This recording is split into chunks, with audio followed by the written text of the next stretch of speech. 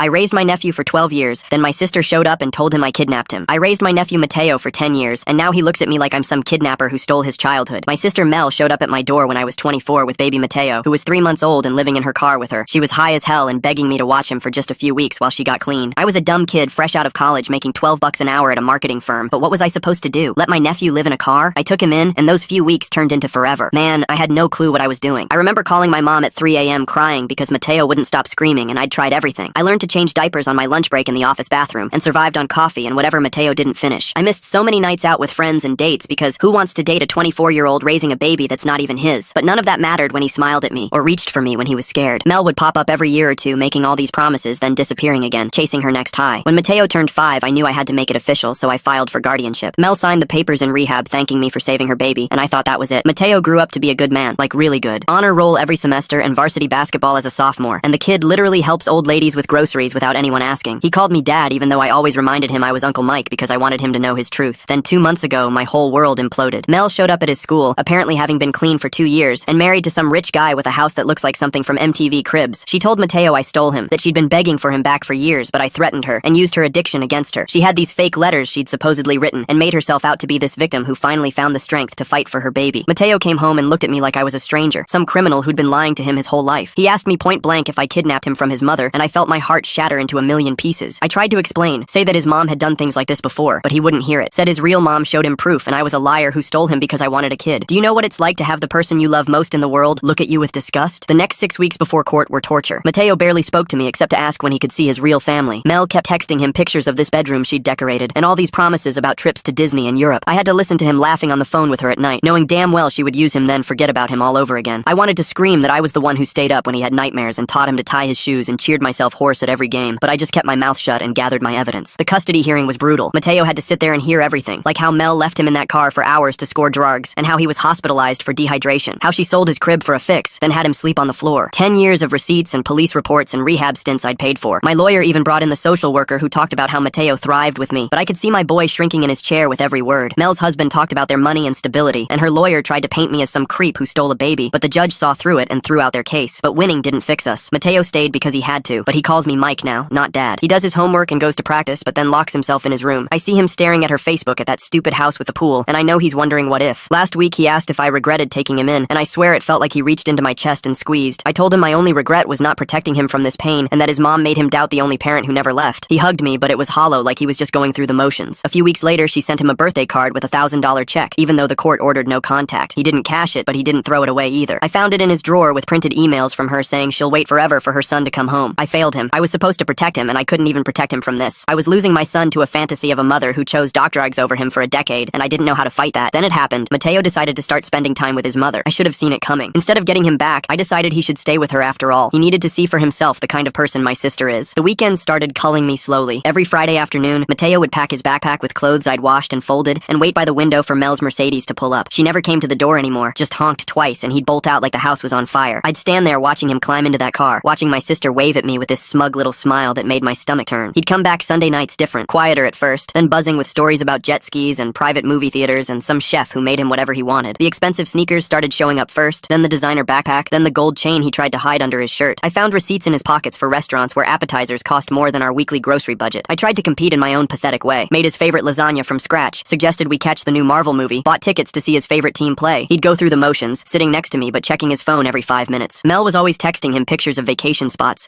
asking which one he wanted to visit for spring break, Bali or Paris, Tokyo or Dubai. Meanwhile, I was calculating if I could afford to take him camping for a weekend. The basketball season started, and I went to every game like always. But now Mel and her husband sat in the front row wearing custom jerseys with Mateo's name. They'd cheer louder than me, bring professional photographers, host the whole team for dinner afterward at places I couldn't pronounce. Other parents started treating me different, like I was the weird uncle hanging around while the real family had returned. Mateo stopped asking me to review game film on Fridays, said his mom's husband hired a former NBA player to work with him privately. Our Wednesday superhero nights disappeared because Mel enrolled him in some exclusive tutoring program, even though his grades were perfect. Sunday meal prep turned into me cooking alone while he FaceTimed her from his room, laughing at inside jokes I'd never understand. I kept telling myself the court ruled in my favor for a reason. The judge saw through her lies, recognized I was the stable parent, the one who'd been there. But legal victories don't mean much when your kid's heart is somewhere else. I'd catch him staring at pictures of her house, zooming in on the pool, the game room, the garage full of cars he could drive someday. The guidance counselor called me in after Mateo wrote an essay about identity and belonging that concerned her. He'd written about feeling torn between two lives, wondering who he might have been if things things were different. She asked if we were in family therapy, and I just sat there realizing I was losing him in slow motion and didn't know how to stop it. Mel started pushing boundaries, showing up at his practices even though the court order said supervised visits only. She'd wave at me across the gym like we were old friends, like she hadn't tried to destroy our lives. Her husband would shake hands with the coach, probably writing another check for new uniforms or equipment. I'd sit in the bleachers feeling invisible while my son, who wasn't legally my son anymore in his mind, ran drills and avoided looking my way. The breaking point came during a tournament weekend. Mateo's team made it to the championship, and Mel convinced him to stay at her house since it was closer to the venue. I agreed because saying no would make me the bad guy again. He texted me updates at first, pictures of the breakfast spread, the massage chair, the hot tub where the team hung out. Then the texts stopped coming. They won the championship, and I watched from the stands as Mateo ran straight to Mel and her husband for the celebration. I had his favorite victory dinner planned, the tradition we'd kept since his first rec league win, but he said the team was going to Mel's for a party. I drove home alone with his clean uniform in the passenger seat, the one I'd washed 100 times, wondering if I'd ever wash it again. That night, I sat in his empty room looking at all the things that made it his, the certificates I'd framed, the trophies we'd polished together, the pictures from every year of school. Mel couldn't erase 10 years of memories, but she was building new ones faster than I could compete with. I wasn't angry at Mateo because what 15-year-old wouldn't be seduced by that life? I was angry at myself for not preparing him better, for not knowing how to fight wealth with love. The next morning, Mateo came home wearing a Rolex, said it was an early birthday present from his mom for making the winning shot. I stared at that watch, worth more than my car, ticking on my kid's wrist like a countdown to when he'd leave for good. He must have seen something in my face because he took it off, said he'd only wear it on special occasions, but we both knew everything at Mel's house was a special occasion. I started documenting everything, not for court, but for my own sanity. Every gift, every boundary crossed, every weekend that ran long. My lawyer said to be patient, that Mel would show her true colors eventually, but patience felt impossible when each day took Mateo further away. I'd find myself driving past her house at night, looking at the lit windows, wondering which room he was in and if he ever thought about home. The school called about Mateo's enrollment forms for next year. He'd listed Mel's address as his primary residence. When I confronted him, he said it was just easier for the district boundaries, that her neighborhood had better academic programs. I pointed out his grades were perfect where he was, but he just shrugged and said he wanted options. That word, options, felt like a knife between my ribs. Mel started planning this elaborate Sweet 16 party for him, even though his birthday was months away. She created a Pinterest board and shared it with him, full of ideas that looked like celebrity events, DJ, catering, custom everything. I asked Mateo what happened to our tradition of breakfast at his favorite diner and a movie marathon, and he said we could still do that too, like it was a consolation prize. Then came the night that changed everything. It was a Tuesday, raining hard, and someone pounded on my door at 2 a.m. I opened it to find Mel soaking wet, makeup running down her face, pupils blown wide. She was sobbing and high, swaying on my porch, begging me to let her in. The smell of vodka mixed with something chemical made me step back. She pushed past me, stumbling into my living room, saying her husband left her, kicked her out, changed the locks, canceled her credit cards. She kept saying she couldn't do it, couldn't be a full-time mom, that Mateo was too much work. The words tumbled out between sobs, how she thought it would be easy with all that money, but the kid had needs and schedules and expected things from her she didn't know how to give. I stood there frozen, watching my sister fall apart on my couch, the same couch where Mateo and I used to build fort cities. She grabbed my hands, her fingers ice cold and shaking, begging me to take him back. Said she'd sign whatever papers I wanted, would tell the judge she lied, anything to make this go away. She just wanted her life back, the parties and trips and freedom. That's when I heard the creak on the stairs. Mateo stood there in his pajamas, eyes wide, taking in the scene. His mother, the one who'd promised him the world, reduced to a sobbing mess, begging to give him away. Again. Mel saw him and her face changed, panic replacing desperation. She tried to stand but stumbled, knocking over the lamp Mateo made me in third grade art class. The words that came next destroyed everything. She screamed that this wasn't supposed to happen, that she only wanted Mateo back to hurt me, to prove she could take him, to show her husband's family she was a good mother, to post pictures on Facebook that made her look reformed. She never wanted to raise a teenager, never wanted the daily grind of parenting. She wanted the title without the work, the photos without the responsibility. Mateo's face went blank. He stood perfectly still as Mel continued her rambling confession, how she'd practiced her sob story for months, how her husband's lawyer coached her on what to say, how the letters were written by someone she paid online. She admitted she'd been using again for weeks, couldn't handle the pressure of pretending to be a mom. Her husband found her stash and threw her out, said she was embarrassing him in front of his colleagues. I wanted to move, to shield Mateo from this, to throw Mel out, to do something, but I couldn't. We all just existed in that horrible moment, the truth hanging in the air like poison. Mel finally noticed the horror on Mateo's face and tried to backtrack, reaching for him, saying she didn't mean it. He backed away like her touch would burn him, then turned and ran upstairs. The sound of his door slamming shook the whole house. Mel looked at me with eyes I recognized from years of her disasters, wanting me to fix this like I always had, but I was done. I told her to leave, that I'd call her a ride to wherever, but she couldn't stay here. She begged and pleaded, but I held firm, even as she accused me of being heartless, of enjoying her downfall. I ordered an Uber to a motel and paid for 3 nights, the last thing I'd ever do for her. After she left, I stood outside Mateo's door for an hour. I could hear him crying, these deep gulping sobs that tore me apart. I knocked softly, told him I was there when he was ready, but he didn't answer. I slid down the wall and sat in the hallway, keeping vigil over his pain like I had when he was small and scared of thunderstorms. The next morning, his room was empty. He'd left for school early, avoiding me, avoiding everything. I found the Rolex on his dresser, the gold chain coiled beside it, the designer clothes piled in the corner. At the bottom of the pile was the birthday card from Mel, torn into tiny pieces, but he'd also taken down our pictures, the ones of us at his games, at Christmas, at all the moments that made us family. Days passed in silence. Mateo went to school, came home, locked his door. He wouldn't eat the dinners I made, wouldn't respond to my texts, wouldn't look at me. I gave him space but stayed close, leaving plates outside his door, washing his uniforms, keeping his routine intact even if he wouldn't let me be part of it. The school counselor called to say he'd stopped participating in class, was sitting alone at lunch, had quit the tutoring program Mel enrolled him in. I tried everything, wrote him letters explaining my side, apologizing for not protecting him better, telling him how much I loved him. I slid them under his door but never knew if he read them. I reached out to his coach, his favorite teacher, anyone who might get through to him, but he'd built walls around himself that nobody could breach. He was grieving the mother he thought he'd found, the life he thought he'd missed, the fantasy that had felt so real. A week later, I found him sitting in the backyard at 3 a.m., staring at nothing. I sat beside him on the cold grass, close enough to show I was there but far enough to give him space. We sat in silence for an hour before he finally spoke, his voice hoarse and broken. He asked if everyone in our family was broken, if lying was in our DNA, if he was destined to hurt people too. I told him the truth, that yes, our family had problems, that addiction and pain ran deep, but that he got to choose who he became, that being hurt didn't mean he had to hurt others, that being lied to didn't make him a liar. I told him about my own struggles with trust after Mel's betrayals, how I'd worked to break the cycle for him, how proud I was of the man he was becoming, even in this dark moment. He asked why I didn't tell him the truth about Mel from the beginning. I explained that I'd wanted him to form his own opinions, to have hope that people could change, to not carry my anger as his own. Maybe that was wrong, maybe I should have warned him, but I'd wanted to preserve his innocence as long as possible. He said he felt stupid for believing her, for wanting the life she offered, for turning against the only parent who'd stayed. I pulled him close then, this kid who was taller than me now but still needed comfort. I told him he wasn't stupid, that wanting your mother's love was the most natural thing in the world, that Mel's failures weren't his fault, that her inability to love him properly said nothing about his worth. He cried harder than I'd ever seen, 10 years of abandonment and fresh betrayal pouring out onto my shoulder. We stayed outside until the sun came up, talking about everything and nothing, about his fears of being unlovable, about my fears of failing him, about how families could be built on choice instead of blood. He asked if I regretted raising him now that he'd pushed me away, and I told him the only thing I regretted was not being able to spare him this pain, that loving him was the best decision I'd ever made, even when it hurt. The morning light revealed the exhaustion on both our faces, but something had shifted between us. Mateo didn't pull away when I suggested we go inside for breakfast. He helped me make pancakes, moving around the kitchen in comfortable silence, and for a moment it felt like before, but I could see the weight he carried now, the knowledge that couldn't be unlearned. School became his escape. He threw himself into his studies with an intensity that worried his teachers. The counselor called again, said he was turning in work that went far beyond requirements, staying after school to help younger students, volunteering for every community service opportunity. She thought it was positive until she realized he was using busyness to avoid processing his pain. I found him reorganizing his room one night, taking down the expensive sneakers from their display shelf, folding the designer clothes into donation bags. He kept only what he'd had before Mel came back, creating a kind of before and after timeline with his possessions. When I offered to help, he shook his head but didn't ask me to leave. Progress came in these small moments, these tiny permissions to exist in his space again. The basketball team noticed the change immediately. Mateo played with a different energy now, aggressive and relentless, like he was trying to sweat out his confusion on the court. His coach pulled me aside after practice, concerned about the shift from his usual strategic style to something more desperate. I watched my boy run himself into exhaustion, staying late to shoot free throws until his arms shook. Then Mel started calling my phone, 20, 30 times a day, leaving voicemails that swung between tearful apologies and angry accusations. I blocked her number, but she found others, borrowed phones, created new email accounts. Each message was a fresh manipulation, promising she'd changed, threatening to tell Mateo I was keeping them apart, begging for money, cycling through every tactic she'd perfected over the years. I didn't tell Mateo about the calls, but he knew something was happening. He'd catch me silencing my phone, see the tension in my shoulders when unknown numbers appeared. One evening, he simply said he didn't want to know what she was saying, that he needed time before he could even think about her. I respected that boundary, even as her harassment escalated. The school's winter formal approached, and Mateo surprised me by asking if we could go shopping for a suit together. Not at the designer stores Mel would have chosen, but at the department store where we'd always bought his school clothes. He tried on jackets while I sat in the fitting room chair, and for the first time in months, he asked my opinion. We debated between navy and charcoal, discussing it like the old days when every decision was a collaboration. His date was a girl named Jamie from his chemistry class, someone he'd known for years but only recently noticed. She came to the house before the dance, and I watched Mateo pin on her corsage with shaking hands. He'd asked me earlier how to do it properly, practicing on a paper flower until he got it right. Jamie's parents took pictures while I stood to the side, and Mateo pulled me in for one shot, his arm around my shoulders like it belonged there. After they left, I sat in the living room feeling something I hadn't in months. Hope. Maybe we could rebuild. Maybe the foundation we'd laid over 10 years was strong enough to weather this storm. I was cleaning up the kitchen when my phone buzzed with a text from an unknown number. A picture of Mel, thinner than before, standing outside Mateo's school. The message read, "He's still my son." I drove to the school immediately, my heart pounding. The dance was in full swing, music thumping from the gym, but I couldn't find Mel anywhere. I walked the perimeter of the building, checked the parking lot, even looked in the windows. Nothing. But the damage was done. She'd shown me she could get close to him whenever she wanted, that the restraining order was just paper if she chose to ignore it. The next few days, I couldn't shake the feeling of being watched. I'd drop Mateo at school and circle the block looking for her car. I'd sit in the parking lot during his practices, scanning for her face. He noticed my hypervigilance and called me out, said I was being paranoid. I showed him the photo then, watched his face go pale. He asked if I thought she'd try something, and I honestly didn't know what to tell him. We developed new routines built on caution. I'd walk him into school instead of dropping him at the curb. He'd text me when he arrived at practice, when he was leaving, when he got rides with friends. It felt like we were partners in protection rather than parent and child, united against a threat we couldn't predict. The closeness it created was bittersweet, born from fear rather than trust. His grades started slipping, just slightly, but enough for his AP history history teacher to email me. Mateo had always been meticulous about homework, but now assignments came back with careless errors. During parent-teacher conferences, I learned he'd been falling asleep in class, that dark circles had become permanent fixtures under his eyes. The insomnia he'd conquered as a child had returned with vengeance. I found him one night researching addiction genetics on his laptop, medical journals and studies scattered across his browser tabs. He'd highlighted passages about hereditary factors, environmental influences, the statistics on children of addicts. When he saw me looking, he slammed the laptop shut, but not before I saw the search history. How to know if you'll become an addict. Children of substance users. Breaking family cycles. I sat on his bed uninvited, something I hadn't done since he'd shut me out. I told him about my own fears at his age, how I'd wondered if Mel's choices were written in my DNA too, how I'd made conscious decisions every day to be different, to choose stability over chaos, to build instead of destroy. He listened without looking at me, picking at a thread on his comforter, but he was listening. The thread unraveled as he talked, words spilling out about his fears of becoming Mel, of hurting people he loved, of that genetic time bomb ticking in his cells. He'd been having dreams where he was the one showing up high at someone's door, begging for forgiveness for abandoning a child. The expensive things Mel had given him felt like poison now, evidence of how easily material goods had swayed him from someone who'd given him everything else. I reminded him that he'd walked away from those things, that when faced with the truth, he'd chosen substance over style, that his reaction to Mel's betrayal, the way it had broken him, proved he had empathy she lacked. Addiction might have genetic components, but choices were still choices. He had 10 years of making good ones, of being the kid who helped strangers with groceries, who tutored struggling teammates, who still cried at movies even though he tried to hide it. His phone lit up with a notification, and I saw him tense before checking it. Just his friend asking about homework, but we both knew he was waiting for Mel to find a way through our digital walls. She'd already proven she could adapt, evolve her tactics, find new ways to insert herself into our lives. The uncertainty was almost worse than direct contact would have been. I suggested we change his phone number, but he refused. Said he wouldn't let her make him hide, wouldn't give her that power. It was a brave stance from a kid who'd been knocked down hard, and I respected it even as I worried. We compromised on new security settings, blocking unknown numbers, screening everything through filters, digital armor for a modern battle. The holidays approached with a weight they'd never carried before. Thanksgiving had always been our favorite, just the two of us cooking too much food, watching football, falling asleep on the couch. But now, every tradition felt fragile, like we were trying too hard to recreate something broken. Mateo went through the motions of helping me prep, but I caught him staring at nothing, lost in thoughts I couldn't reach. We were chopping vegetables when he asked if Mel had anywhere to go for Thanksgiving. The question hit me like a punch. This kid still worried about the woman who'd shattered him. I told him I didn't know, that it wasn't our responsibility to care. He nodded, but kept chopping, and I could see him wrestling with the complexity of loving someone who'd proven themselves unworthy of it. Thanksgiving morning arrived gray and cold. We cooked in relative silence, the kitchen filled with familiar smells but unfamiliar tension. Mateo made his grandmother's stuffing recipe from memory, the one I'd taught him years ago. He measured ingredients precisely, like accuracy could somehow fix everything else that felt off balance. I wanted to tell him it would get easier, but I wasn't sure that was true. We were setting the table when the doorbell rang. Mateo froze, his hands suspended over the plates. I moved toward the door, gesturing for him to stay back. Through the peephole, I saw a delivery driver holding a massive flower arrangement. I signed for it cautiously, checking the card. Happy Thanksgiving to my son. Love always, Mom. Mel had found another way in. Mateo read the card once, then walked to the garbage and threw the entire arrangement away, vase and all. The crash of glass in the bin was violent and final. He went back to setting the table without a word, but his hands shook as he folded napkins. We ate dinner pretending the flowers had never arrived, but they sat between us anyway, invisible and impossible to ignore. That night, I found him on the roof. He'd climbed out his bedroom window to sit on the slanted shingles, a dangerous perch he'd discovered in middle school. I joined him carefully, my fear of heights battling my need to be close. We sat looking at the stars, our breath visible in the cold air, neither of us mentioning that this was exactly where I'd found him the night he first called me Dad. He asked if I thought Mel would ever stop, if she'd keep finding ways to intrude on our lives. I told him the truth, that I didn't know, that addiction made people unpredictable and desperate, but I also told him we'd handle whatever came, that she could send 1,000 flowers and it wouldn't change the fundamental truth. I was his parent, he was my son, and that was built on years of showing up, not DNA or manipulation. School resumed with Mateo throwing himself back into his routine. Basketball season picked up intensity as playoffs approached, and he channeled his confusion into physical excellence. I watched him lead his team with a maturity that made me proud and sad simultaneously. He was 16 going on 30, aged by betrayal but not broken by it. His coach named him captain, a responsibility he accepted with quiet determination. The first playoff game drew a packed crowd. I sat in my usual spot, surrounded by parents I'd known for years. They asked about Mel carefully, having heard rumors but not details. I deflected their questions, focusing on the game, on Mateo's precise passes and defensive intensity. He played like someone with something to prove, not to others, but to himself. They won by 12 points, Mateo contributing a double-double that had scouts taking notes. After the game, he found me in the crowd first, his smile genuine for the first time in weeks. We went to our usual victory dinner spot, just the two of us, and he actually ate instead of pushing food around his plate. He talked about the game, breaking down plays, and for an hour we were just us again. But reality waited at home in the form of another package on our doorstep. This time it was a box of Mateo's baby photos, pictures I'd never seen. Mel must have had them all along, hidden away while I documented his life with my cheap camera. There he was as a newborn, as a 1-month-old, moments I'd missed because she hadn't brought him to me yet. The manipulation was surgical in its precision. Mateo looked through them once, his face unreadable. Then he handed them to me and went to his room. I sat with those photos, seeing my nephew's earliest days for the first time, feeling robbed all over again. Not just of those moments, but of the simple joy Mateo should have felt seeing baby pictures. Mel had weaponized even his history, turned innocent memories into emotional grenades. I kept the photos in a drawer, unsure what else to do with them. They were his history, complicated as it was, and someday someday he might want them, but not now. Not when every reminder of Mel felt like salt in fresh wounds. I focused instead on the photos we'd taken together, the decade of birthdays and holidays and random Tuesdays that built our real story. The playoffs continued with Mateo playing his best basketball ever. College scouts started appearing regularly, approaching me after games with business cards and promises. He had options for his future, paths leading away from this town and its memories. Part of me wanted him to take them, to build something new somewhere Mel couldn't reach, but I knew geography couldn't solve what haunted him. We were reviewing scholarship offers when his phone rang with an unknown number. He'd stopped answering those, but this time something made him pick up. I watched his face change, confusion, then recognition, then something like pity. He handed me the phone wordlessly. It was Mel's husband, or ex-husband now, calling to warn us she'd stolen his credit cards and disappeared. He thought we should know she was spiraling, that she might do something desperate. I thanked him for the warning. This man who'd enabled Mel's fantasy before abandoning her to reality. He apologized before hanging up, said he hadn't known what he was getting into, that she'd seemed so together when they met. I wanted to tell him that was her gift, seeming together just long enough to hook someone new. But I just ended the call and looked at Mateo, who was already pulling on his shoes. We spent that night securing our house like a fortress. New locks on all the doors, security bars for the ground floor windows, motion sensor lights that turned the yard into a stage. Mateo helped with everything, methodical and focused. We didn't talk about why we were doing it, but when we finished, he hugged me tight before bed. Fear had made us partners again, though I wished it could have been something else. Days passed without incident, but the waiting was exhausting. Every car that slowed near our house made us tense. Every unexpected knock sent adrenaline flooding. We were living under siege from someone who might never come, prisoners of possibility. Mateo's insomnia worsened, and I often found him sitting in the living room at dawn, watching the street through the blinds. His teacher called about an essay he'd written, concerned about its dark tone. He'd been asked to write about a defining moment, and he'd chosen the night Mel confessed her truth. But instead of anger, the essay radiated sadness, a deep grief for the mother he'd invented in his mind. His teacher wanted to know if he was getting help processing this trauma. I made an appointment with a therapist that day. Mateo resisted at first, said talking to strangers wouldn't change what happened, but I insisted, and he eventually agreed to try. I drove him to that first appointment, waited in the parking lot like I had when he was small and scared of the dentist. He came out 50 minutes later with red eyes, but seemed lighter somehow. He didn't share what they'd discussed, and I didn't ask. Some healing had to happen in private spaces. The therapy sessions became part of our new routine. Every Thursday after practice, I'd drive him across town to the counselor's office. While he talked through his pain with a professional, I sat in a nearby coffee shop, grading papers from the community college teaching job I'd picked up for extra money. We'd ride home together afterward, usually in comfortable silence, sometimes with music filling the space between us. One Thursday, he came out looking particularly drained. In the car, he told me the therapist had asked him to write a letter to Mel, not to send, just to write, to put all his feelings somewhere outside his body. He'd tried but couldn't get past Dear Mom, the words feeling like lies on the page. How do you address someone who's both your mother and a stranger, your DNA and your destroyer? I shared that I'd written Mel dozens of letters over the years, especially in the early days when Mateo was small and difficult, and I didn't know if I could do it. Letters full of rage at her abandonment, full of begging for her to come back, full of updates she didn't deserve about his first words and steps. I'd burned them all eventually, but writing them had helped me process the complexity of raising her child while hating her choices. That weekend, Mateo's team made it to the championship game. The whole town buzzed with excitement, banners hanging from local businesses, everyone talking about our chances. Mateo handled the pressure with grace, signing autographs for younger kids, giving interviews to the school paper, but I could see the weight he carried, performing normalcy while his internal world remained in chaos. The morning of the big game, I made his favorite breakfast, the same meal we'd eaten before every important game since he was 8. He picked at his eggs, too nervous to eat much, but he smiled when I packed the leftovers for later. These rituals mattered more now, proof that some things remained constant despite the upheaval. We went through our usual pre-game routine, each movement a small comfort in its familiarity. The gym was packed beyond capacity, fire codes definitely being violated. I found my usual seat, surrounded by parents wearing team colors. The energy was electric, everyone ready to witness something special. Mateo warmed up with his team, his focus absolute. In these moments, basketball simplified his world to something manageable. Put the ball in the hoop, stop the other team from doing the same. The game started with brutal intensity. Both teams had everything to lose, and it showed in every possession. Mateo played like someone possessed, diving for loose balls, fighting through screens, directing his teammates with veteran leadership. By halftime, they were down by 8, and I could see frustration creeping into his movements. The coach pulled him aside during the break, and whatever he said worked. The third quarter belonged to Mateo. He scored 12 points in 8 minutes, each basket more confident than the last. The crowd went wild with every play, and I lost my voice cheering. His teammates fed off his energy, everyone elevating their game. They entered the fourth quarter tied, momentum fully shifted. I gripped my program so tight it tore, unable to sit still as the clock ticked down. With 30 seconds left, they were down by 2. The other team had possession, running out the clock. Then Mateo did something I'd seen him practice 1,000 times. A steal so clean the opponent didn't realize the ball was gone, until Mateo was already at half court. He drove to the basket as time expired, laying it in as the buzzer sounded. The gym exploded, teammates mobbing him at center court. In the chaos of celebration, I saw him looking for me in the stands. Our eyes met across the crowd, and he smiled, really smiled, for the first time since that night with Mel. I made my way down to the court, fighting through the crowd. When I reached him, he hugged me tight, sweaty and exhausted and triumphant. "We did it, Dad," he said, and I knew he meant more than just the game. The team celebrated at a pizza place downtown, the whole restaurant cheering when they walked in. Mateo sat with his teammates, laughing at their stories, finally looking like the teenager he was supposed to be. I sat with the other parents but kept watching him, seeing glimpses of the kid he'd been before everything went sideways. Maybe we couldn't go back, but we could build something new from the pieces. We got home after midnight, both exhausted but too wired to sleep. Mateo made hot chocolate while I found a replay of the game on the local local news. We sat watching his winning shot over and over, the announcer losing his mind with excitement. Mateo provided commentary, explaining what he'd seen in that moment, how he'd known exactly when to make his move. Strategy had always been his strength, seeing patterns others missed. As we cleaned up the kitchen, he told me the therapist had suggested family sessions. The idea of sitting in a room together, unpacking our shared trauma with a mediator, felt both necessary and terrifying. But Mateo wanted to try, said he had things to say that felt too big for our kitchen conversations. I agreed, knowing that healing rarely happened in comfortable spaces. Our first joint session was scheduled for the following week. I spent days anticipating it, wondering what would surface in that neutral room. Mateo seemed calmer about it, like he'd already decided what needed saying. The morning of the appointment, he made breakfast for both of us, a reversal that felt significant. We ate in companionable silence, both preparing for whatever came next. The therapist's office felt smaller with both of us in it. She explained how the session would work, that this was a safe space for honest communication. Then she turned to Mateo and asked what he wanted me to understand. He took a deep breath, looked at his hands, and began talking about the confusion of loving two versions of me, the uncle who raised him and the man who'd kept secrets about his mother. I listened as he explained how the expensive gifts from Mel had felt like proof that she'd always wanted him, that maybe I had kept them apart, how her lies had seemed possible because I'd never told him the worst parts, had always protected him from the full truth. He wasn't angry anymore, just sad about the innocence he'd lost, the simple story of our family that had become so complicated. When it was my turn, I talked about the impossible balance of protecting him while preparing him for eventual disappointment, how I'd wanted him to have hope that people could change, that his mother might become someone worthy of his love. I apologized for not trusting him with the truth earlier, for thinking I could shield him from pain that was always going to find him eventually. The therapist guided us through the conversation, helping us hear each other without defensiveness. Mateo asked questions about those early years, things he'd wondered but never voiced. I told him about the nights I'd driven him around for hours because the car was the only place he'd sleep, about calling in sick to work when he was too fussy for daycare, about learning to be a parent through YouTube videos and library books. By the end of the session, we were both emotionally drained but clearer somehow. The therapist gave us homework, exercises in rebuilding trust and communication. We drove home quietly, processing what had been said and what still needed saying. That night, Mateo knocked on my door and asked if we could watch a movie, something we hadn't done in months. We fell asleep on the couch, the distance between us finally starting to close. The next morning brought a new crisis. The school called to say Mateo hadn't shown up for first period. I checked his room and found it empty. Bed made, backpack on. Panic flooded through me as I called his phone, getting voicemail immediately. I was about to call the police when I remembered the tracking app we'd installed after Mel's photo threat. He was at the cemetery where my parents were buried. I found him sitting between their headstones, talking quietly to grandparents he'd never met. He looked up when I approached, no surprise on his face. He'd been telling them about Mel, about me, about the mess our family had become. He said he'd needed to talk to someone who couldn't take sides, who existed outside our current pain. I sat beside him, understanding the need for neutral ground. We stayed there for an hour, taking turns talking to parents who couldn't answer, but somehow still provided comfort. Mateo asked about their relationship with Mel, whether they'd seen the addiction coming. I told him what I remembered, how they'd tried everything to help her before their car accident when I was 20, how losing them had sent Mel spiraling faster, leaving me to pick up pieces I didn't know how to hold. He pulled out a letter then, folded and refolded until the creases were soft. The letter to Mel he'd finally managed to write. He asked if I wanted to read it, but I shook my head. That was between them, even if she'd never see it. Instead, he lit it on fire using the candle someone had left on my mother's grave, watching his words turn to ash and float away. Closure came in different forms. We stopped for breakfast on the way home, sitting in a booth at the pancake house where we'd celebrated every milestone. Mateo ordered his usual, and I realized how much I'd missed these mundane moments. He talked about college applications, about wanting to stay close but not too close. He'd been researching schools with good psychology programs, inspired by his therapist to maybe help other kids navigate family trauma. The acceptance letters started arriving in spring, each one opening new possibilities. Mateo had options, scholarships to schools that would take him far from here. Part of me wanted him to go, to build a life untouched by Mel's chaos, but he surprised me by choosing the state university 2 hours away, close enough to come home but far enough to be his own person. He said he wasn't running from our history anymore. As graduation approached, we fell into preparation mode, shopping for dorm supplies, attending orientation, filling out endless forms, normal parent-child activities that felt extraordinary after everything we'd survived. Mateo even asked if we could take a road trip that summer, just the two of us, before everything changed. We started planning routes, debating beaches versus mountains, both pretending we weren't trying to create memories to sustain us through separation. Then, 3 weeks before graduation, Mel surfaced again, not dramatically this time, but through a lawyer requesting supervised visitation. She'd completed another rehab program, had 6 months clean, wanted to make amends. The letter was professionally written, hitting all the right notes of accountability and hope. Mateo read it once, handed it back to me, and said he'd think about it. We discussed it in therapy, weighing the risks and potential benefits. The therapist didn't push either direction, just helped Mateo explore his feelings. He was different now, stronger and clearer about his boundaries. If he decided to see Mel, it would be on his terms, with full awareness of who she was, rather than who he wished she could be. The power dynamic had shifted entirely. After a week of consideration, Mateo decided to meet her. 1 hour, supervised, at the therapist's office. I drove him there, my own feelings a tangle of protection and resentment. He asked me to wait in the car rather than the waiting room, needing space from my emotions to feel his own. I agreed, spending the longest hour of my life parked outside, ready to be whatever he needed when it was over. He came out composed but tired, sliding into the passenger seat without immediate comment. We drove for 10 minutes before he spoke, telling me Mel had looked healthy but hollow. She'd apologized, taken responsibility, made no excuses, but when she'd talked about the future, about rebuilding their relationship, he'd seen the fundamental truth. She was still thinking about herself, what she needed from him, rather than what he might need from her. He'd told her he was glad she was clean, that he hoped she stayed that way, but he wasn't interested in a relationship. relationship. Not now. Maybe not ever. He had a father, a family, a life built on steady love rather than dramatic gestures. She'd cried but hadn't pushed, and that small respect for his boundary was the only gift she could give him. They'd parted with a handshake, formal and final. We drove home in peaceful silence. Something settled between us. Mateo had faced his ghost and found it smaller than his fear. He'd chosen our quiet life over her promises, not from anger, but from wisdom earned too young. That night, we cooked dinner together, talking about anything except Mel. She'd taken enough of our time, our energy, our peace. We were done giving her power over our present. Graduation day dawned bright and perfect. Mateo woke early, nervous about his valedictorian speech. We'd practiced it together, but public speaking still made him anxious. I fixed his tie while he ran through the opening lines again, both of us pretending this wasn't a massive transition. He'd grown so tall I had to reach up now, this kid who'd once fit in the crook of my arm. The ceremony was beautiful torture, pride, and loss tangled together. When Mateo took the podium, I held my breath, but he spoke with confidence about resilience, about chosen families, about how the best things in life often came from unexpected places. He thanked his teachers, his coaches, his friends. Then he thanked his dad, who taught him that showing up was the only thing that mattered. I definitely wasn't crying. Afterward, we hosted a small party at the house. Friends and teammates stopped by, teachers who'd watched Mateo grow, neighbors who'd been part of our village. Someone had made a photo board of his journey, baby pictures through senior portraits. I noticed he'd included one of Mel holding him as an infant, acknowledgement without endorsement. He was learning to hold complexity without letting it hold him. As the party wound down, we found ourselves alone in the backyard. The same yard where we'd had water GN fights, where he'd learned to ride a bike, where we'd sat that terrible night when truth destroyed innocence. Now we sat as equals almost. Him heading to college, me trying to imagine life without daily proof of purpose. He'd be fine, I knew that. The question was whether I would be. He must have sensed my thoughts because he bumped my shoulder, said he wasn't going that far, promised to come home for Sunday dinners, to call when he needed laundry advice, to remember where he came from. Not the biological where, but the real one. The house where love was consistent and boring and exactly what he'd needed. We stayed outside until mosquitoes drove us in, neither ready to end this chapter. The summer passed too quickly, days filled with preparation and denial. We took that road trip, driving up the coast with no real plan. Mateo had inherited my terrible taste in music, so we sang along to classic rock while the ocean stretched beside us. We stopped at ridiculous tourist traps, ate at dive restaurants, stayed in motels with questionable reviews. It was perfect in its imperfection. 2 weeks of just being us without the weight of our history. On the last night of the trip, we sat on a beach watching the sunset. Mateo talked about his fears for college, normal worries about roommates and classes, rather than the existential questions that had plagued him. He was excited to study psychology, to maybe help kids like himself navigate family trauma. He'd turned his pain into purpose, alchemy I couldn't take credit for, but felt proud to witness. We drove home the next day, car loaded with souvenirs and sand and everything. The house felt different knowing he'd be leaving soon, each room holding memories that would have to sustain me. But I pushed down the melancholy, focusing on lists and logistics. There would be time for missing him after he left. Right now, he needed me present, not preemptively grieving. Move-in day arrived like a deadline I'd forgotten to prepare for. The car was loaded with everything he'd need, plus things he definitely wouldn't, but I'd insisted on anyway. The drive to campus felt both eternal and instant. Mateo chatted about his roommate, some kid named Nathan from 3 states away who also played basketball. Normal college talk that felt surreal coming from the boy I'd raised. His dorm room was tiny and perfect, a blank slate for whatever came next. We unpacked in companionable efficiency, years of working together making words unnecessary. His roommate arrived with equally nervous parents, and suddenly the room filled with strangers who would become Mateo's new normal. I felt myself pulling back, making space for his future to begin. When everything was unpacked and arranged, we stood awkwardly by his car. Other families were saying elaborate goodbyes, but we'd never been much for dramatic scenes. Mateo hugged me tight, whispered thank you for everything, then stepped back with shining eyes. I told him I was proud of him, that I loved him, that he knew where to find me. Then I got in my car and drove away before either of us could make it harder. The drive home was brutal, every mile increasing the distance between us. The house felt impossibly empty when I arrived, too quiet after years of basketball bouncing and video games and teenage boy energy. I stood in his doorway looking at the room he'd left neat as a pin, so different from his usual chaos. This was what success looked like, raising a kid who could leave. It felt like victory and loss all at once. That night I found a note he'd left on my pillow. Dad, it started, and I had to sit down. He thanked me for choosing him when it would have been easier not to, for showing him that family was about commitment, not chromosomes. He promised to make me proud, not knowing he already had every single day. He signed it, your son, always, and I kept that paper in my wallet until it fell apart at the creases. Life developed new rhythms without him. I threw myself into work, picked up extra classes, finally fixed all the house projects I'd been putting off. Sundays felt wrong without our meal prep, Wednesdays empty without superhero shows. But slowly I adjusted, finding purpose beyond active parenting. Mateo called regularly, texts coming at random moments. How do you get grass stains out? Is it normal for chicken to smell weird? I miss your lasagna. Proof he still needed me, just differently. He came home for Thanksgiving, somehow looking older after just 3 months. He filled the house with stories about professors and parties and the girl in his psych class who challenged everything he thought. I watched him move through our space with new confidence. This young man who'd survived so much and come out kind. We cooked together like always, but now he had opinions about seasoning and technique, evolution, not abandonment. Over dinner, he told me Mel had tried to contact him through social media. He'd blocked her immediately, not from anger, but from clarity about what he needed. He was building something new at school, friendships and possibilities untainted by our complicated history. He didn't owe her access to that, didn't owe her anything really. The decision came easy now, boundaries firm, but not bitter. We spent the weekend in comfortable patterns, watching movies and shooting hoops and pretending he wasn't leaving again. But Sunday came anyway, and I drove him back to school through light snow. His roommate Nathan was there when we arrived, and they immediately fell into conversation about their breaks. I unloaded Mateo's laundry and leftovers quickly, recognizing my cue to go. This This was his life now, and I was a welcome visitor, but visitor nonetheless. The second goodbye was easier. Practice making him perfect. Mateo walked me to my car, chatting about his final schedule and spring basketball league. Normal college kid concerns that delighted me with their mundanity. We hugged briefly, and he headed back inside to his future. I drove home through increasing snow, radio playing songs that reminded me of our summer road trip. The empty house waited, but it felt less lonely now, more like peaceful solitude than abandonment. I'd done it. Raised a baby who wasn't mine into a man who was absolutely my son. Despite Mel's chaos, despite my inexperience, despite every odd against us, Mateo was thriving, building a life on the foundation we'd created together. The story wasn't over, would never really end, but this chapter was closing gently. No dramatic confrontations or tearful revelations, just a kid going to college and a dad learning to let go. After everything we'd survived, normal felt like the greatest victory of all. Christmas break brought him home for 3 weeks, the house suddenly alive again. He'd made Dean's list, his psychology professor wanted him to assist with research, the girl from class had become something more. I listened to his excitement about the future, seeing glimpses of the counselor he might become, someone who understood broken families from the inside, who could sit with other people's pain because he'd learned to carry his own. We didn't talk about Mel much anymore. She existed in our history but not our present, a ghost who'd lost her power to haunt. Mateo had processed his grief in therapy, through writing, through choosing to focus forward. I'd found my own peace in watching him thrive despite her failures. We'd broken the cycle not through anger, but through daily decisions to be better, love steadier, show up consistently. New Year's Eve found us in our usual spot, the roof outside his bedroom window. We'd climbed up with hot chocolate and blankets, watching fireworks bloom across town. Mateo talked about switching his major to social work, wanting to be in the system that had helped us. He'd been volunteering at a youth center near campus, seeing himself in kids navigating family chaos. Purpose born from pain, the best kind of alchemy. As midnight approached, he got quiet, then he thanked me again, not dramatically but simply, for the normal childhood I'd carved out of chaos, for the stability that let him dream beyond survival, for choosing him every day for 10 years, then choosing to let him go. I told him that raising him had saved me too, given me purpose when I was just some lost 20-something. We'd raised each other really, two people building family from scratch. The fireworks exploded overhead, marking another year survived and transcended. Mateo would go back to school next week, continue becoming whoever he was meant to be. I'd return to my quiet house, my work, my life beyond active fatherhood, but we'd built something unbreakable in those 10 years, a bond that distance couldn't diminish. He was my son, I was his dad, and that truth existed beyond blood or law or anyone else's claim. We climbed down carefully, the roof icy now. Inside, we cleaned up our mugs and headed to bed. Tomorrow we'd start packing his things for school, preparing for another goodbye. But tonight we were just here, together, in the house where we'd become a family. It was enough. After everything, it was more than enough. It was home. Spring semester started with Mateo sending photos of his new apartment near campus. He'd moved off campus with Nathan and 2 other guys from the basketball team, ready for more independence. I helped him move in January, hauling furniture up 3 flights of stairs while he directed traffic. The place was a typical college apartment, mismatched furniture and empty pizza boxes already accumulating, but he was proud of it. I stayed to help him set up his room, hanging the framed photos he'd brought from home. There was one of us at his high school championship, another from our summer road trip, and tucked in the corner, that single baby photo of him with Mel. He'd made peace with keeping it, acknowledging his whole history without letting it define him. We assembled his desk in comfortable silence, years of building things together, making instructions unnecessary. Before I left, he showed me the volunteer schedule at the youth center. He was working with kids from broken homes, running basketball clinics that were really therapy sessions in disguise. He talked about one kid, Marcus, whose story echoed his own. Single grandmother raising him, mother in and out of the picture, anger masking hurt. Mateo's eyes lit up describing their breakthrough when Marcus finally opened up during a one-on-one drill. The drive home felt different this time, less like abandonment, more like natural progression. Mateo was building his own life, but our foundation remained solid. He called that night to make sure I'd gotten home safe, then launched into a story about his roommates attempting to cook dinner. The smoke alarm had gone off twice, and they'd ended up ordering Chinese. I laughed, remembering my own disasters at that age, grateful he felt comfortable sharing these moments. February brought unexpected news. My company was restructuring, and my position was being eliminated. At 36, I suddenly faced unemployment for the first time since college. The severance was decent, but panic crept in anyway. I'd built my whole adult life around providing stability for Mateo. Without that daily purpose, who was I? I didn't tell him immediately, not wanting to burden him during midterms, but he knew something was wrong when I answered his calls during what should have been work hours. When he pressed, I admitted the truth, trying to downplay my anxiety. He listened quietly, then said something that stopped me cold. He reminded me that I'd taught him resilience by example, that watching me figure things out as we went had been more valuable than any perfect plan. Now it was my turn to take that advice. I spent the next weeks updating my resume, a strange exercise in summarizing a life that had been devoted to raising someone else's child. How do you quantify midnight feedings and homework help and showing up to every game? But as I wrote, I realized I'd developed more skills than I'd credited myself with. Project management, crisis intervention, budget stretching, conflict resolution. Parenting had been my MBA. The job search was humbling. Interviews where people half my age asked about my 5-year plan, when I'd never been able to plan past Mateo's next milestone. But slowly, opportunities emerged. A position at a nonprofit working with at-risk youth caught my attention. The pay was less than my corporate job, but the mission felt right. When they offered it, I accepted immediately. Mateo came home for spring break just as I was starting the new job. He found me preparing for my first presentation to the board, nervous as a kid on the first day of school. He helped me practice, offering feedback with the same patience I'd shown him before big games. The role reversal felt strange but right, evidence of the man he'd become. That week, we fell into easy routines. He'd study at the kitchen table while I worked on program proposals. We'd break for lunch, sharing stories about our respective worlds. He talked about switching his major to social work officially, about the professor who was mentoring him, about maybe getting a master's degree eventually. I watched him plan his future future with the confidence of someone who knew he was loved and felt the last of my parenting anxiety ease. One evening, he brought up Mel again, not with pain this time, but curiosity. He wondered if she was still clean, where she was living, whether she ever thought about him. I told him I didn't know, that I'd stopped tracking her movements when he left for college. He nodded, said he'd been thinking about forgiveness lately, not for her sake, but for his own. Carrying anger was exhausting, and he had better uses for that energy. We were washing dishes when my phone rang. Unknown number, but something made me answer. It was a hospital 2 states away. Mel had listed me as her emergency contact, and she'd been brought in after an OD. She was stable, but refusing treatment. They needed someone to sign papers, to make decisions. I stood frozen, dish towel in my hand, while Mateo watched my face change. I told him after I hung up. He processed quietly, then asked what I was going to do. The old me would have rushed to handle it, to fix what couldn't be fixed, but I'd learned boundaries too. I called the hospital back, gave them her ex-husband's information, and removed myself from her emergency contacts. Mateo nodded approval, understanding that love sometimes meant stepping back. That night, neither of us could sleep. We ended up in the living room, talking about the complexity of family, addiction, and letting go. Mateo shared that he'd been reading about codependency in his psychology classes, recognizing patterns in how I'd tried to save Mel for years. He didn't blame me for it, understood I'd been young and trying to help, but he was glad I'd finally chosen my own peace. The next morning, he made breakfast while I got ready for work. Over eggs, he told me he'd decided to write his senior thesis on family systems and addiction, how children navigate parental substance abuse. He wanted to interview me as part of his research, to document our story academically. I agreed, proud that he could transform our pain into something that might help others. April arrived with acceptance letters for graduate programs. Mateo had options again, scholarships to schools with strong social work programs. He'd already decided to stay at the state university, building on the relationships he'd formed with professors and the community connections through his volunteer work. But he wanted my input, valued my opinion, even as he made his own choices. We spent a weekend visiting the campus again, this time looking at it through graduate student eyes. He showed me the building where he'd likely have his assistantship, introduced me to the professor who would be his advisor. She pulled me aside, told me Mateo was one of the most insightful students she'd taught. His personal experience gave him empathy that couldn't be learned from textbooks. As we walked across campus, Mateo pointed out all the places that had become important to him. The library where he'd had his first kiss with Sarah, the girl from psych class who was now his girlfriend, the counseling center where he still went monthly, maintaining his mental health proactively, the basketball court where he played pickup games, sport becoming joy again instead of escape. Sarah joined us for dinner that night. I'd met her briefly at Thanksgiving, but this was our first real conversation. She was studying to be a teacher, drawn to special education after growing up with a brother on the autism spectrum. She and Mateo balanced each other, her steadiness complementing his intensity. Watching them together, I saw a healthy relationship built on mutual respect, nothing like the chaos we'd known. After dinner, Sarah headed to her apartment, and Mateo and I drove home. He talked about their plans to get an apartment together next year, his voice careful like he was worried I'd disapprove. I told him I was happy he'd found someone who saw his worth, who understood his history without being defined by it. He relaxed, started sharing their discussions about the future, careers they wanted to build, the life they imagined. May brought finals and preparation for his graduation. This one felt different from high school, less like an ending and more like a beginning. Mateo had found his path, one that transformed trauma into purpose. He'd be starting his graduate program in the fall, already lined up to work with at-risk youth through the university's outreach program. Everything was falling into place naturally. I took time off work to help him pack up his apartment. 4 years of accumulated life filled box after box. He was more sentimental than I'd expected, keeping ticket stubs from games we'd attended, notes I'd left in his lunch bags freshman year. We found the letter he'd written me before leaving for college, tucked in a journal he'd kept. He let me read it. 4 years of growth evident in how he'd processed our journey. Graduation day was perfect, sunny and warm. Sarah's family sat with me, treating me like I belonged without question. When Mateo crossed the stage, I cheered loud enough for 2 parents, not caring who stared. He'd graduated magna fluid laude, with departmental honors, already accepted to graduate school. But more than academic achievements, he'd graduated into a man who understood himself, who'd broken cycles, who chose love over bitterness. The psychology department held a reception where Mateo received an award for his volunteer work. His supervisor from the youth center spoke about his impact, how kids who wouldn't talk to anyone else opened up to him. She shared a story about Marcus, the kid Mateo had mentioned, who was now applying to colleges himself. Mateo had become what he'd needed at that age, proof that circumstances didn't determine destiny. That evening, we had dinner at the same restaurant where we'd celebrated his high school championship. So much had changed, but the core remained. He told me he'd been offered a graduate assistantship that would cover his tuition plus a stipend. He wouldn't need my financial help anymore, though he quickly added he'd still need everything else. I laughed, assured him I wasn't going anywhere. Sarah joined us for dessert, and I watched them plan their summer. They were going to work at a camp for kids from foster care, combining their skills to create programming that addressed trauma through activities. Mateo's eyes lit up describing the basketball clinic he'd run, how he'd weave in lessons about emotional regulation, teamwork as trust building. He'd found his calling. As we left the restaurant, Mateo pulled me aside. He thanked me again, but differently this time. Not the desperate gratitude of a kid who'd almost lost everything, but the mature appreciation of a man who understood the weight of what I'd done. He said he hoped to be half the parent I'd been whenever that time came. I told him he'd be better, that each generation had the chance to improve on the last. The summer passed quickly. Mateo and Sarah left for camp after a week at home. He called regularly with stories about the kids, the breakthroughs and setbacks, the exhaustion and exhilaration of the work. I heard myself in his voice when he talked about a particularly difficult child, the determination to reach kids others had written off. He was becoming the professional I'd been the amateur version of. I used the quiet summer to settle into my own new life. The nonprofit job had become fulfilling in ways I hadn't expected. I was developing programs for parents navigating the system, teaching skills I'd learned through trial and error. My supervisor asked me to lead a workshop on kinship care, recognizing that my experience was expertise. I'd I'd never thought of myself as an expert in anything, but maybe I was. August arrived too soon. Mateo came home from camp transformed, darker from the sun and lighter in spirit. He and Sarah had decided to get that apartment together, had already signed a lease near campus. He asked if I'd help them move in, wanting my approval of the space. I agreed, happy to be included but recognizing the shift. I was becoming extended family rather than daily presence, and that was exactly as it should be. The apartment was small but bright, with a view of the mountains. We spent a day assembling furniture and arranging rooms. Sarah's parents helped too, and I found myself part of a larger family system. Her mother and I bonded over the strange grief of children growing up, the pride mixed with loss. By the end of the day, the apartment felt like home, and I could picture Mateo building his life there. Before I left, Mateo showed me his desk setup, where he'd work on his thesis. He'd already started outlining, weaving together research and personal narrative. He asked if I'd be willing to be interviewed on record, to have our story officially documented. I agreed, understanding this was his way of honoring what we'd built while moving beyond it. The thesis would be his story to tell. September came with new routines. Mateo started graduate school, diving into advanced coursework with enthusiasm. He called weekly with updates, questions about child development that made me dig deep into memories of his early years. Sometimes Sarah would join the calls, and I'd find myself offering relationship advice based on years of navigating complex family dynamics. They listened with the patience of kids who knew they were loved. I'd settled into my own rhythm too. Work was challenging but meaningful, using my story to help others navigate similar paths. I'd started dating someone, a teacher named Linda, who understood complicated families. She had her own story of raising her nephew after her sister's death. We bonded over the unique challenges of chosen parenthood, the way it shaped everything that came after. October brought unexpected news through the family grapevine. Mel had been arrested again, this time for theft. She'd been living in a halfway house, had stayed clean for almost a year before relapsing. The details were sparse, but I knew the cycle well enough to fill in the blanks. I debated telling Mateo, not wanting to disrupt his peace, but secrets had caused enough damage in our family. He took the news calmly when I called, said he'd been expecting something like this, that addiction rarely followed a straight line. He asked if I knew which facility she'd been sent to, then surprised me by saying he might write to her, not to reconnect, but to let her know he was okay, that despite everything, he'd built a good life. It might help her to know the damage wasn't permanent, that he'd found ways to heal. I supported his decision, recognizing the growth it represented. He wasn't trying to save her or seeking closure. He just wanted to offer a kindness that cost him nothing, but might mean something to her. He wrote the letter that week, keeping it brief and boundaried. He told her about graduate school, about his work with kids, about choosing to break cycles. He ended by wishing her peace, signing it simply, Mateo. November arrived with familiar rhythms. Mateo and Sarah came home for Thanksgiving, filling the house with warmth. Linda joined us, fitting naturally into our small family. We cooked together, Mateo teaching Sarah our traditional recipes, while I showed Linda the specific way he liked his stuffing. The kitchen felt full in the best way. Chosen family creating new traditions while honoring old ones. Over dinner, Mateo announced they were engaged. Sarah showed off a simple ring, perfect for her practical nature. They'd marry after graduate school, wanted to be established in careers first, but they knew they were building a life together, had known since those first psychology classes. I toasted them with tears in my eyes, seeing the cycle truly broken. He'd found healthy love, built on friendship and respect. That weekend, we started planning, not the wedding itself, but the life they wanted to build. Mateo talked about opening a practice focused on family trauma. Sarah wanted to develop curriculum for kids with learning differences. They dreamed of a house with space for the children they'd foster, maybe adopt. Kids who needed what Mateo had needed, what I'd tried to give him. The cycle breaking and reforming into something beautiful. December came with finals and preparations for the holidays. Mateo was deep in his thesis, interviewing other kinship families, building a framework for understanding resilience. He'd interviewed me twice already, digging into memories I'd buried. It was painful, but cathartic, seeing our story through academic eyes. He was careful with the details, protective of our privacy, while honest about our struggles. 2 weeks before Christmas, I got a call from an unknown number. Almost didn't answer, but something made me pick up. It was Mel, calling from prison. She'd received Mateo's letter, wanted to thank me for raising him right. Her voice was thin but clear, the most lucid I'd heard her in years. She didn't ask for anything, didn't make excuses, just said she was glad he was okay, that knowing he was thriving helped her stay motivated in treatment. I kept the call brief but not unkind, told her Mateo was engaged in graduate school, building a career helping kids like himself. She cried quietly, said she was proud even though she had no right to be. Before hanging up, she asked me to tell him she loved him, had always loved him even when she couldn't show it. I said I'd pass along the message, though we both knew love required more than words. I told Mateo about the call that evening. He listened thoughtfully, then said he was glad she'd reached out to me instead of him. He wasn't ready for direct contact, might never be, but knowing she was trying again, that his letter had meant something, gave him a different kind of closure. Not reconciliation, but acknowledgement. Sometimes that was all you could hope for with addiction. Christmas Eve found us all together again. Mateo and Sarah, Linda and me, chosen family creating traditions. We exchanged gifts, nothing expensive, but everything thoughtful. Mateo gave me a framed photo from his graduation, the two of us smiling at the camera. On the back, he'd written, "Thank you for choosing me every day." I had to excuse myself to the bathroom, overwhelmed by how far we'd come. That night, after everyone had gone to bed, I found Mateo on the roof, our old spot, though he barely fit through the window now. We sat in comfortable silence, looking at stars obscured by city lights. Finally, he spoke about the future. His thesis was almost done, job prospects were good, life was unfolding as planned, but he worried about me, wondered if I'd be okay when he didn't need me anymore. I assured him that needing and loving weren't the same thing, that I'd raised him to leave, and his independence was my success. I had my work, Linda, a life beyond active fatherhood, but I'd always be here, would always be dad, even when he didn't need daily proof. We stayed on the roof until the cold drove us inside. Neither of us mentioning this might be our last Christmas Eve roof session. The new year started with Mateo defending his thesis. I sat in the audience as he presented our story through academic lens, weaving personal narrative with research on resilience, attachment, disappointment, and trauma. The committee asked hard questions, but he answered with authority born from lived experience. When they approved his work with distinction, I was the first person he looked for in the crowd. Afterward, at the celebration, his advisor pulled me aside. She said Mateo's work would be published, would help other families navigating similar situations. Our story, transformed through his perspective, would become a resource. I thought about 24-year-old me, desperate for guidance, and felt grateful that future versions of myself might find it in Mateo's words. Spring semester flew by with wedding planning and job interviews. Mateo accepted a position at a family services agency, starting after graduation. Sarah found a job at a school for kids with learning differences. They'd found a small house to rent, with a yard for the dog they planned to adopt. Everything falling into place naturally, a life built on solid foundation. I helped where asked, but mostly watched them create their future. The week before graduation, Mateo asked me to go through old photos with him. He was creating a slideshow for the wedding, wanted pictures from throughout our journey. We spent hours in boxes I hadn't opened in years, laughing at his terrible haircuts and my fashion choices. But underneath the laughter was something deeper, a recognition of all we'd survived to reach this moment. We found a photo from his first day of kindergarten, both of us terrified but trying to look brave. Another from the night he won that championship, pure joy on both our faces. Pictures from every birthday, holiday, random Tuesday that had built our life. At the bottom of the last box, wrapped in tissue, was the lamp he'd made in 3rd grade, the one Mel had broken that terrible night. He'd kept the pieces. He asked if I thought it could be fixed. I looked at the fragments, remembered the night everything shattered, told him some things couldn't be repaired, but you could create something new from the pieces. He nodded, understanding the metaphor. Said he might try anyway, that broken things sometimes became more beautiful for having been mended. I helped him wrap the pieces carefully. Another project for another day. Graduation arrived with less fanfare this time. Master's degree felt like continuation rather than transformation. But I sat in the audience with the same pride, watching him cross another stage. Linda held my hand as they called his name. Sarah cheered from the other side. Family in all its complicated forms, celebrating growth. He'd done it again, exceeded every expectation, including his own. The reception was smaller, just the social work graduates and their families. Mateo introduced me to his classmates, many of whom knew our story from his thesis. They thanked me for letting him share it, said it had helped them understand their own complicated families. I realized our story had already started rippling outward, touching lives we'd never meet. The pain transformed into purpose, reaching beyond us. That evening we had dinner at home, just the 4 of us, Linda and Sarah cooking while Mateo and I set the table. Normal domestic life that felt extraordinary for its simplicity. Over dessert, Mateo talked about his first day at the agency next week. He'd be working with kinship families, grandparents, and aunts and uncles, figuring out how to raise children they hadn't planned for. Full circle from where we'd started. After dinner, while the women chatted in the living room, Mateo helped me clean up. He moved around the kitchen with practiced ease, knowing where everything belonged. We worked in comfortable rhythm, years of shared tasks, making words unnecessary. But as we dried the last dish, he spoke. Said he'd been thinking about forgiveness lately, not just for Mel, but for me, for the mistakes I'd made trying to protect him, for the times I'd gotten it wrong. I hadn't realized I needed that forgiveness until he offered it. The next morning, he and Sarah packed up to move to their new city. I helped load the truck, each box another step toward their independent life. Linda made sandwiches for their drive, already stepping into the role of bonus parent. We stood in the driveway as they prepared to leave, that familiar ache of goodbye mixing with excitement for their beginning. Mateo hugged me tight, whispered that he'd call when they arrived. Sarah hugged me too, promising to take care of him. I laughed, said they'd take care of each other. Watched them drive away, hands linked over the center console. Linda put her arm around me as the truck disappeared around the corner. Asked if I was okay. I was. Different than okay? Maybe. Complete. That night, I sat in Mateo's old room. Still his room, even though he'd never live here again. I'd raised a child who wasn't mine into a man who absolutely was.